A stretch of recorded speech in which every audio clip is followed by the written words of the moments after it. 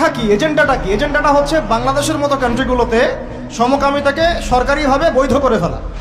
এটা হচ্ছে একটা এজেন্ডা। আর এই এজেন্ডা সরকারের না, এই এজেন্ডা হচ্ছে কিছু সুদভিত্তিক এনজিওর। একদম খোলামেলা বললাম আমি। এজেন্ডা হচ্ছে কিছু কিসের? সুদের মহাজনদের।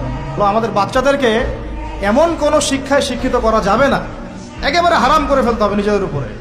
যে এই বাচ্চারা যদি বড় হয়ে বলে, বাবা আমি তো ছেলে না, আমার মনটা মেয়ে করে।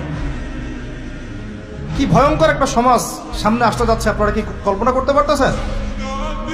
এটা জাস্ট একটা টোকা দিয়ে দেখলো মুমিনদের ইমানের কি অবস্থা। আকাঙ্ক্ষা কি, এজেন্ডাটা কি? এজেন্ডাটা হচ্ছে বাংলাদেশের মতো কান্ট্রিগুলোতে সমকামিতাকে সরকারিভাবে বৈধ করে ফেলা। এটা হচ্ছে একটা এজেন্ডা। আর এই এজেন্ডা সরকারের না, এই এজেন্ডা হচ্ছে কিছু সুদভিত্তিক এনজিওর। একদম খোলামেলা বললাম আমি। এজেন্ডা হচ্ছে কিছু কিসের? সুদের